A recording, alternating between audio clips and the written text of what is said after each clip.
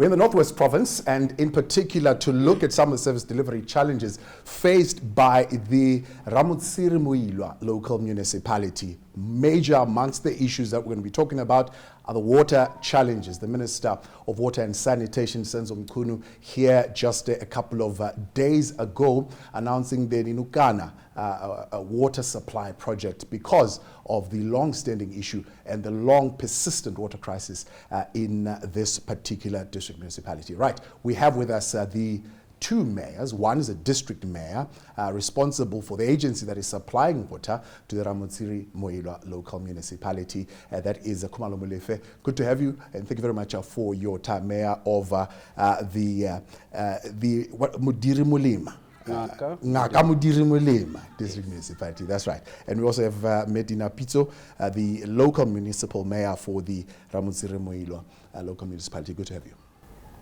Good evening and good evening to your viewers. Let's start with the agency that is responsible for supplying the water, right? We are told by some councillors that apparently you've been given R1 billion for a while to fix the water crisis in this particular municipality, and you've not done anything about it. Why?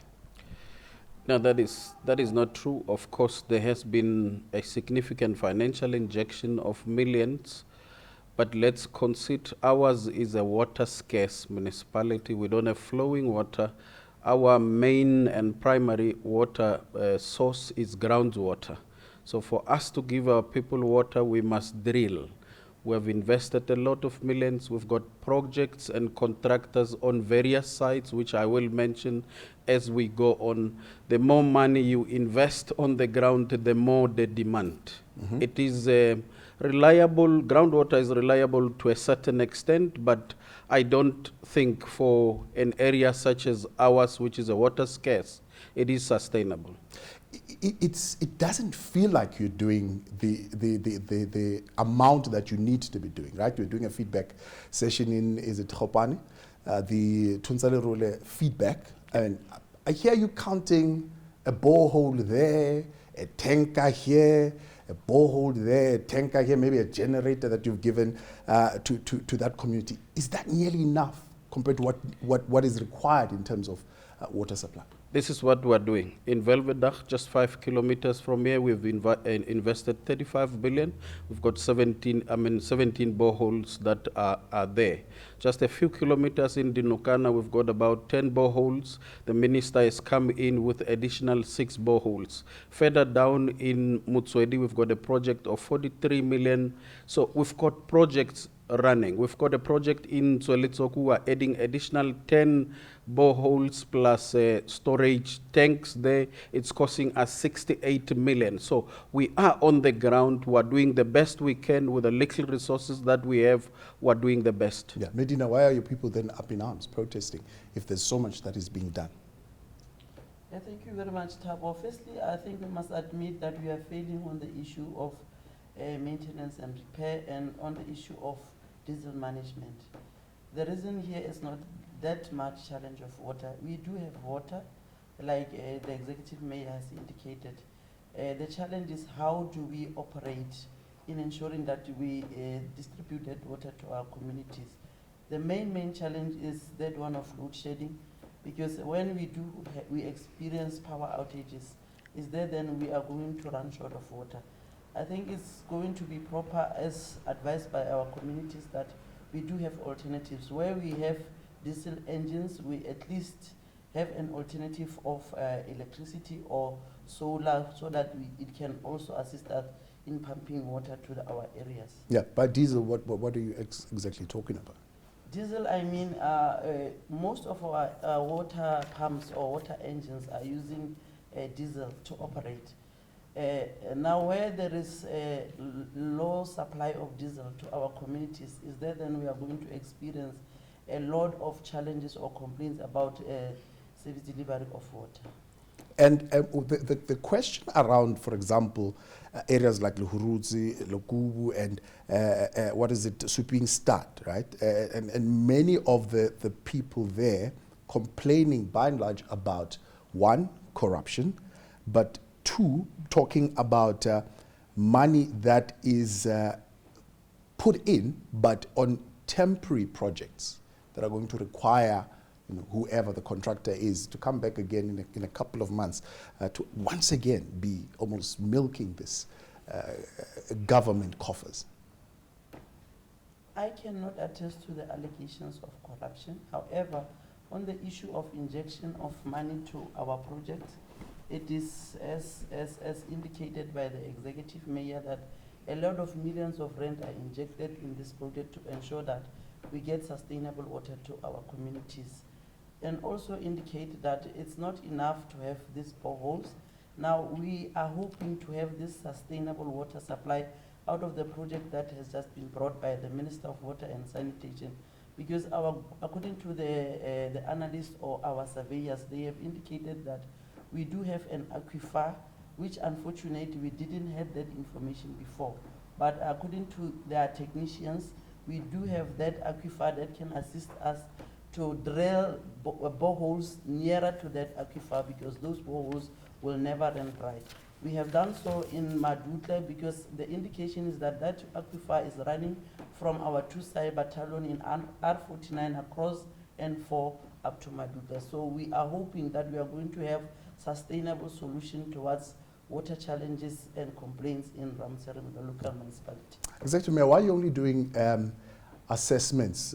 You use a very big name in Sonono, in Manwana, in Squon Plus, in Kubu. You're saying some kind of aqua geo something is being currently conducted. Why only in 2023? Geohydrological that one, geohydraulic what? Now, before you drill, you must do a study, conduct a study to check whether there is water, and if there is water, how sustainable is it going to be? Yeah. Why in 2023? That's my question. I understand what you need to do in terms of the. It has been going on for life. So it's a standard water procedure. has never been discovered. For example, in Motswedi police station, they're saying that they've had water in 10 years. Even inmates can't get water. So that study has never been done in 10 years? All I know is that in Motswedi there's a project of water augmentation to the tune of 43 million, now standing at 83% towards completion. Yeah. But we can never stop to do geohydrological studies. It's a standard procedure. You can't just drill, you must do that assessment. How long does it take for you to then discover this water? Look, sometimes it takes a month, 3 weeks. It depends on the environment really there. But is that not just a way of just, appeasing the people and saying, no, we are doing this study. We'll find some water maybe in 3 weeks. Yet people have got a real need and a serious need to want to get water right now. And others have not had water in years. Look, I indicated earlier, we are a water scarce district. We must do those studies before we conduct projects. Otherwise, you drill.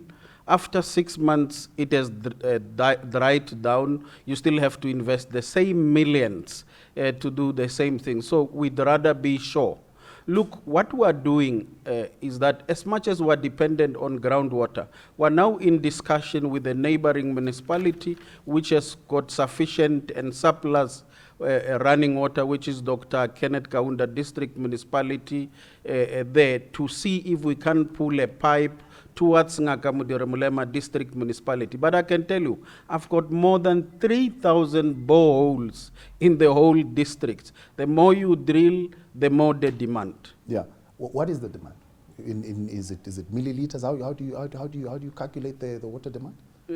In milliliters and kiloliters. Kiloliters. I would not be able to tell you in kiloliters what is the total demand. All I'll be able to tell you is that I've got to supply 1 million population with water. Yeah. Mayor, what is your demand for your local municipality? Out of the recent statistic from Statisticians South Africa, the total population that we are sitting is 160,000. The households back then were 52. It has increased to at around 59,000 households. Now, those households need water, as you know that water is life. We cannot survive out of water.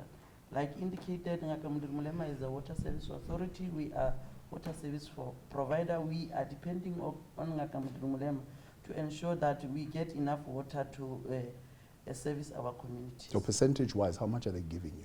You got 100%. How much water are you getting currently?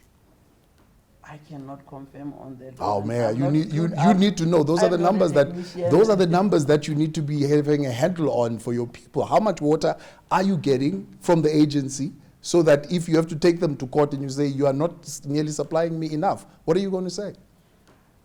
Tabo, allow me to say I'm not clued up in those kiloliters or milliliters or what technical language it is that is used by our water scientists. But what I know is that there is a shortage of water around our communities, and we need to address it as speedily as we can, because you are aware that we are experiencing this heat wave. It needs a lot of water for our communities to survive. But it's the vagueness of that makes it not to happen, because you can't even quantify and measure it. You can't even go back to the people and say, well, we need 1,000 kiloliters, which we will be able to get in such a time. But you just say we have a shortage. I think I must further explain that the visit of the minister here enlightened us a lot, because that is where we have realized that as the municipality together with the district, we don't have people with expertise of water. We don't have technicians of water. We don't have water scientists around our area. And we are conceding to that.